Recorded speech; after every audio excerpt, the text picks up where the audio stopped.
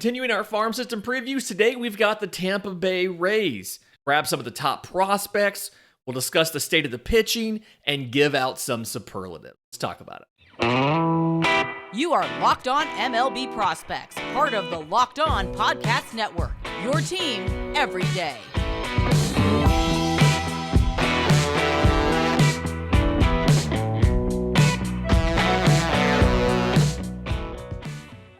Yes, welcome on in to Locked On MLB Prospects, your home for all things minor league baseball. I'm your host, Lindsey Crosby, baseball writer and podcaster. Thank you for making this your first listen every single day. And as we're doing between now and when pitchers and catchers report, we're doing all of our farm system previews. Today is the Tampa Bay Rays, the 86 and 76 Tampa Bay Rays. And the story of last year looks like just injury, right? You lose a lot of guys. Takes a while to get Shane Baz back after the preseason surgery. Ends up leaving with Tommy John. You don't have Wander Franco for a significant portion of the year. Brandon Lau's in and out of the lineup. Just a lot of injury and a lot of missed time. And when you look at some of the top prospects, you have some options here to take some of those available at-bats. You also have some injured guys as well. Number one top prospect in the system is Shane Baz. 2017 first rounder out of high school, and Shane Baz technically only has 40 innings in the big leagues. This obviously doesn't count playoff time, but he debuted in 2021, got 3 games down the stretch, 13 and a third innings, 2.02 ERA with 18 strikeouts to 3 walks.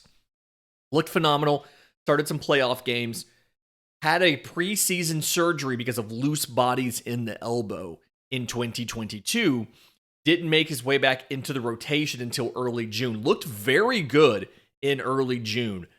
24 and 2/3 innings, 28 strikeouts, 2.92 ERA. And then that last start on July 10th. Velocity was down, gave up 7 runs, including 3 home runs and like 2 1/3. Got lifted, complained of pain in the elbow, ended up having Tommy John is out for all of next year. And the thing here, when you have Shane Baz, he's a fantastic front of the rotation option to go behind Shane McClanahan. The fastball is one of the better fastballs in technically the minors. I've seen 80 grades on this fastball, sits 95 to 96, touches 100, does very well up in the zone, has a lot of carry, and gets a higher than average number of swings and misses. So very, very good. Can locate it. Shane Baz can throw that fastball anywhere in the strike zone that he wants to. Can hit any spot with it. He can paint, do whatever he wants to do with it. To go along with that, he's got a plus slider. It's a power slider. Kind of breaks on 2 planes.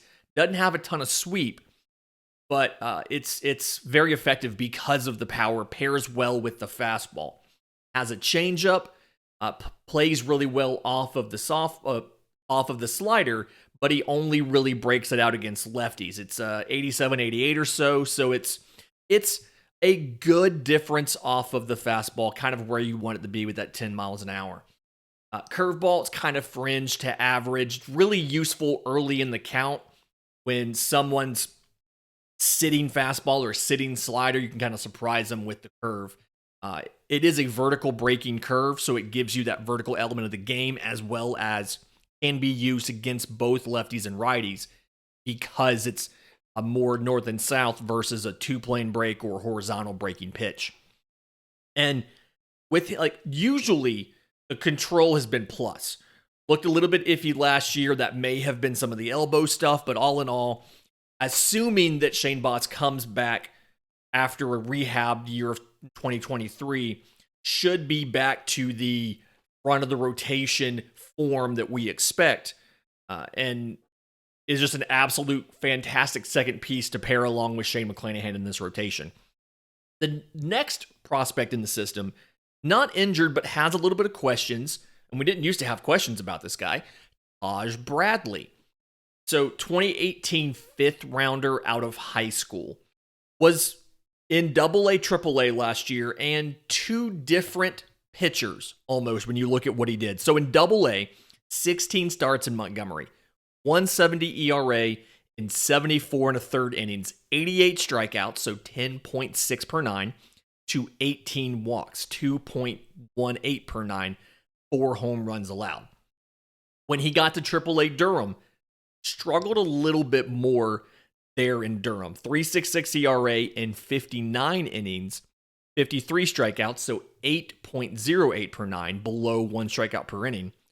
15 walks, 2.29 walks per nine. So still stuck with that 2 and change walks per 9 innings, which was good. Strikeouts went down about 2 strikeouts per 9 innings, and he went from 4 home runs allowed in 74 AA innings to 10 home runs allowed in 59 AAA innings. And I think the struggles were ultimately good. When you look at what Taj Bradley does, he has a very good fastball, 65 or 70 grade. I keep going back and forth on it. Sits 95, 96, can touch 98, has a ton of life to it. And then to go along with that, he has a slider. He holds it like a cutter, throws it like a fastball, and can manipulate it a lot. So he can make it sweepier, kind of like more horizontal break to it. He can make it a tighter, harder slider with less movement, but more velocity behind it. Can kind of move it around a lot. Doesn't really use it as a strikeout pitch. Uses it as something to induce low quality contact. Right?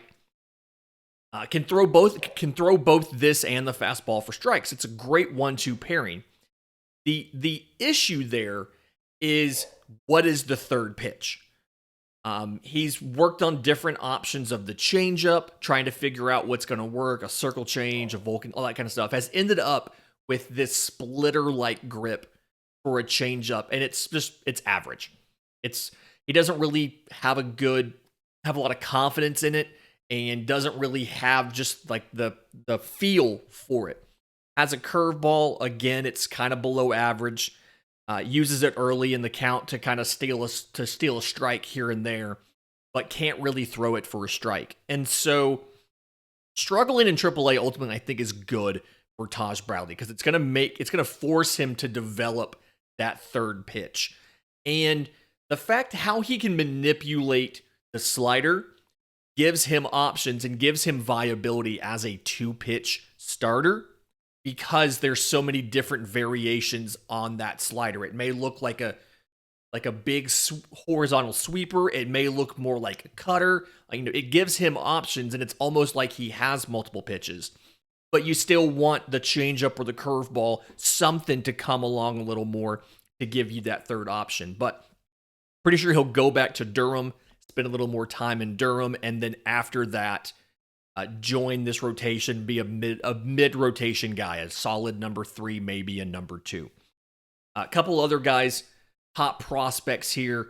Curtis Mead, on track to be the first Australian position player of modern baseball. We've seen some pitchers. Peter Moylan comes to mind, but Curtis Mead going to be the first Australian. Yeah.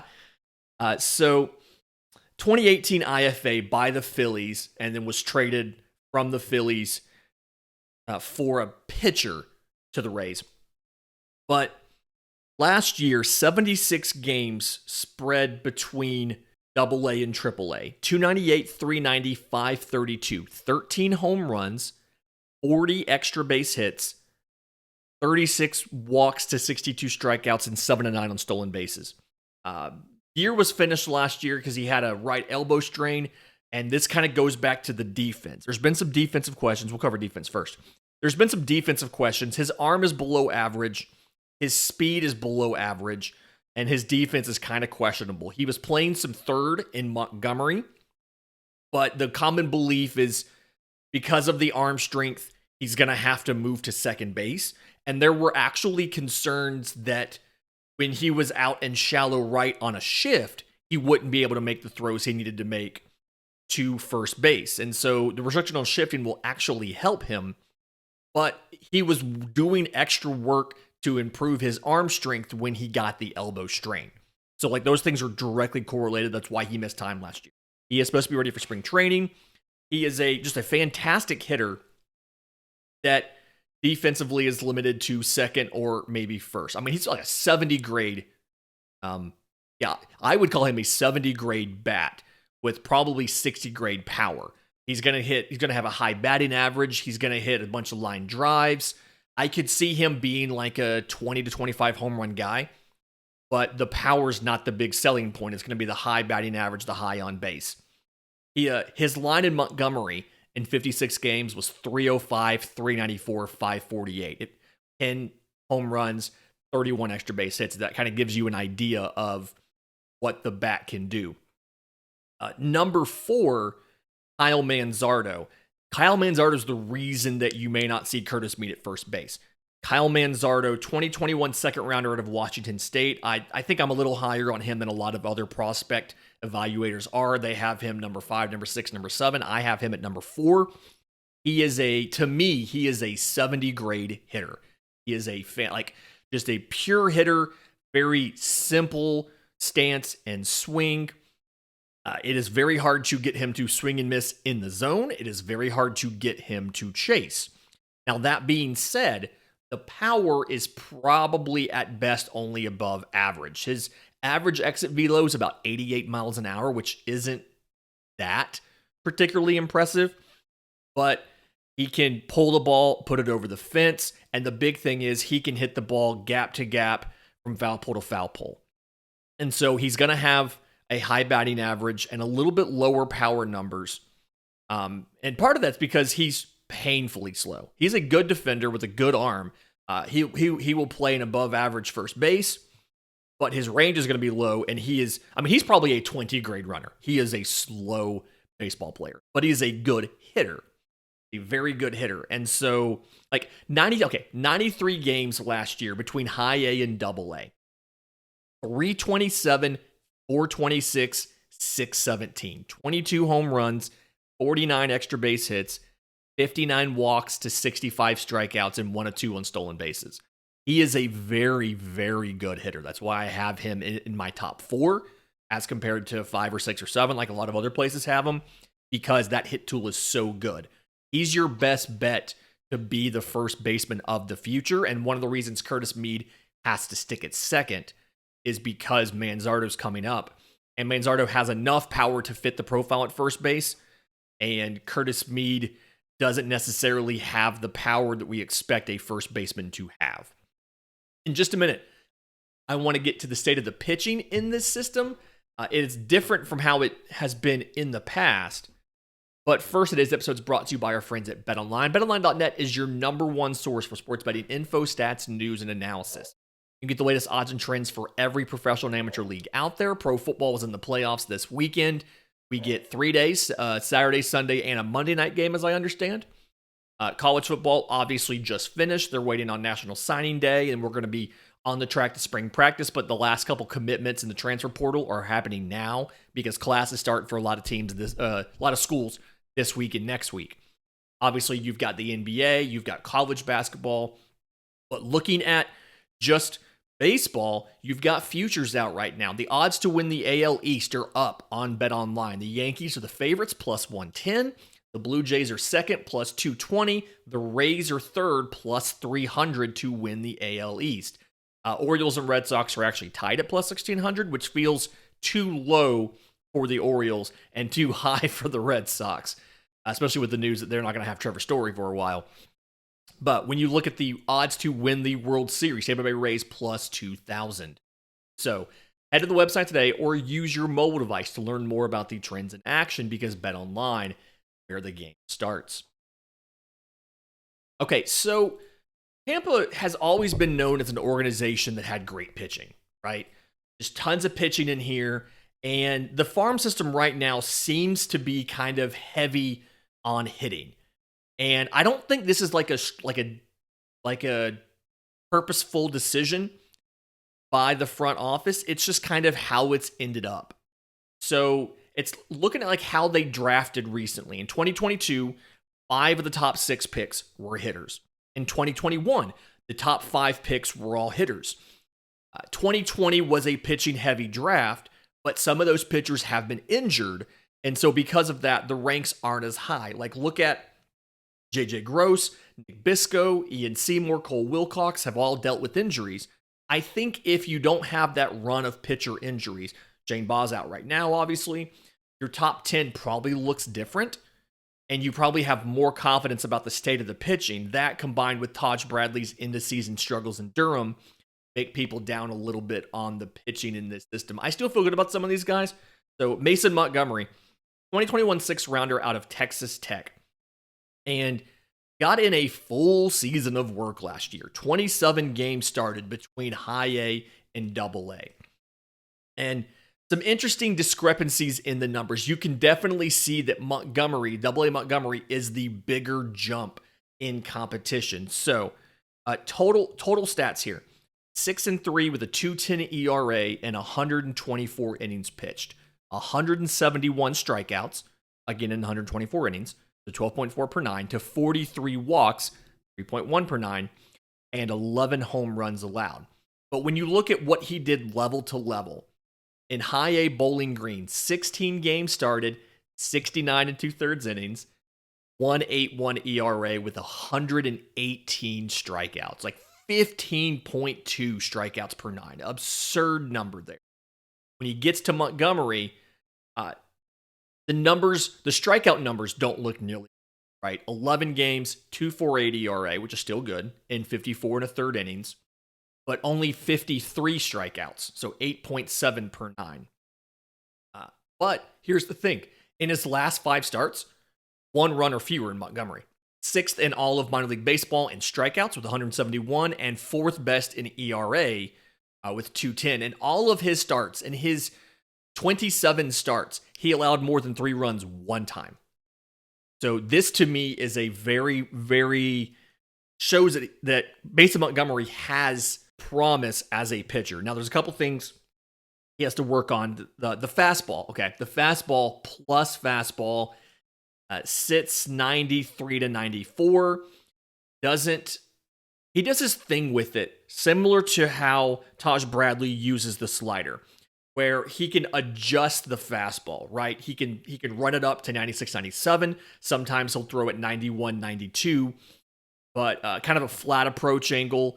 And then because of the movement where he can spot it both in and out of the strike zone, he can kind of get a lot of work done with just that fastball. He's got a slider that's, I'd say, French to average. Doesn't have a ton of movement to it, but he can throw it for strikes. He can get folks to chase with it as well, set it up with a fastball, and then go with that. Has a changeup. It's solidly below average. Doesn't throw it for strikes a ton. When he does throw it for strikes, it gets rocked. And so I think part of the reason you saw some of the numbers, especially the strikeout numbers, go down in double A was because you can't reliably get those better players to chase as much. He's got to work on the slider and the changeup if he wants to work as a, pitchability, fastball heavy lefty. Got to have better secondaries than he has. But the command is there, the control is there. The fastball is a good fastball. I think at worst, you're looking at a reliever or some sort of like back-end starter, but if you can get the slider to be better, which it feels like Tampa should be able to do that, you could absolutely see him as a number 3, number 4 in a rotation. Cole Wilcox is a guy, we mentioned him because of the injuries. He's recovering from Tommy John, so he didn't get a lot of time in last year. Played in 7 games, it's like 16 innings. Stats aren't necessarily even worth going over, but we're trying to see where the velocity comes back to. Before Tommy John, and backing up, 2020 3rd rounder out of Georgia. So he had the Tommy John after about 40 innings in 2021, and that's why you didn't see him until late in the year last year. So before Tommy John, the fastball sat around 94, 95, and he could touch 99 with it.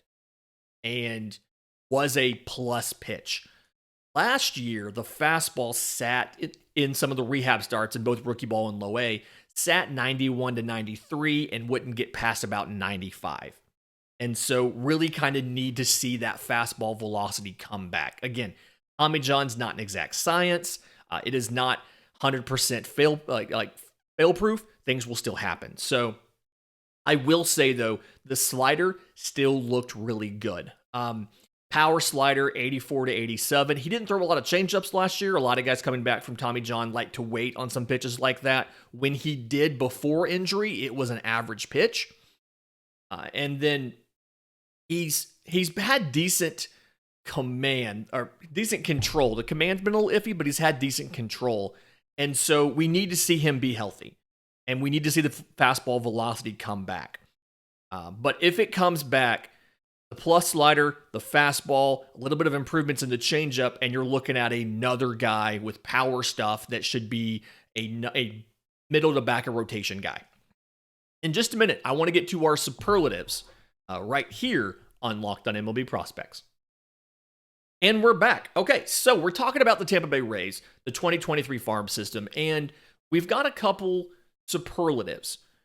We do these for every team. The first one, because of the saying that we have your power tool is only as good as your hit tool.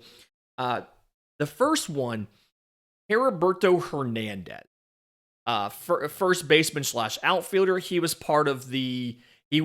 signee 2017 IFA by the Rangers and was part of the Nate Lowe or Nate Lau. I'm still not sure which one. The Nate Lowe trade to the Rangers. 119 games in high A last year. 255, 368, 499. 24 home runs, 53 total extra base hits when you count the home runs. 67 walks to 155 strikeouts and 6 to 8 on stolen base. So hits the ball as hard as anybody. I mean, his max exit velo numbers come out to like 110. Can crush a baseball. The raw power is a 70 grade raw power. But the thing is, he has to make enough contact. And part of it is he knows how to work a count, and he's fine taking a walk. And so there are pitchers that rather than attack him in the zone and give him something to crush over a fence, they will just nibble around the zone, see if they can get him to chase, and they're fine if they end up walking him. And so I think he's going to be like a 230 batting average guy, but he'll walk plenty, and he'll probably hit 25 home runs. It's just he doesn't get enough opportunities to hit, and then when he does, I mean, you see the strikeout number, 155 in 119 games. He does have swing and miss in there, and just does have some questions. And then obviously, he has to hit because defensively he struggles. He was signed as a catcher. He moved from the catcher to outfield, and now he is considered to be probably a first baseman. He's a well below average defender with well below average speed. The arm's above average. It can play in right field, but he just can't get to anything. And the Rays like to roll out outfielders in all three positions that could play center field. They put a premium on outfield defense. And so he's going to be at first base. And so that means there's even more pressure on the bat to perform and for him to make contact. So he is your massive power, but it's only as good as your hit tool guy, is Heriberto Hernandez. Your breakout, the guy who I like to break out this year, is outfielder Shane Sasaki. 2019 third rounder out of high school, was the top prospect in the 2019 draft out of Hawaii. But a little bit of a smaller guy, 6', 170. But here's what he did in low A last year. 89 games. 324, 410, 497. 9 home runs, 30 extra base hits, 49 walks to 92 strikeouts, and 47 of 51 on stolen bases. Ended up with a 151 WRC+. Got a lot of comments from the coaching staff about how valuable he was for the Carolina League championship. And in the Carolina League, he led in batting average with that 324. He led in on base with the 410. He led in slugging with the 497, which means he led in OPS as well. The counting stats aren't there like they would be for a lot of other guys, but plus speed, above average defense, above average arm, still working on some of the reads, routes, and reactions. But doesn't strike out a ton, gets on base, and has some sneaky pop in there. I mean, he had 9 home runs in 90 games. I do think he's a little bit aggressive at the plate. The swing, it's like a big aggressive swing, but it's working so far. I expect him to tone that down just a little bit. And he's one of those guys, there's no like glaringly plus tool, but there's no like real weaknesses in the game either, other than maybe a question about the power ceiling. So I like him to be the breakout player this year and get into top 30 lists and be a consideration to one day be a starting outfielder in Tampa Bay. No superlative for needs to stay healthy because there's so many pitcher injuries in this system. As a whole, the pitchers need to stay healthy. I don't have an individual guy that I'm narrowing down to and saying this guy needs to be healthy. It's just you need healthy full years from your pitchers so that you can rebuild some of that pitching depth in the system. That 2020 pitching heavy draft is those guys are behind their development schedules because of injury. So you just need your pitchers to be healthy. I do think your best defensive center fielder, because I just do enjoy talking about this guy in every system. I'm looking at Mason Auer, 2021 fifth rounder out of junior college, and 115 games last year between low A Charleston and high A Bowling Green at age 21. 290, 372, 487. 15 home runs, 48 extra base hits, 12 of which were triples. 55 walks to 110 strikeouts, and 48 of 55 on stolen base. Defensively, he is, the speed, 70 speed, he has an 80 grade arm. He was a two-way player in college, and so the arm is massive. He just loves to hit, and so he's not pitching at the moment right now. But Reed's routes and reactions need some work. He hasn't been a full-time center fielder until he got to the pros. And so I think right now he's above average in center field. He'd be a plus defender in the corners, but he's got all of the tools, the speed and the arm to be a plus defender, if not a 70 grade defender. So it's just some experience with the reads, routes, and reactions, and he's getting better. Offensively, he does a really good job of balancing the plate discipline with the contact ability. The swing is a very smooth swing. He doesn't have an extreme uppercut or anything to it. He can chase a little bit, but younger players do that, especially ones that aren't as experienced with being full-time hitters. He's getting better about that. The raw power, I would say it's probably 65 or 70 grade.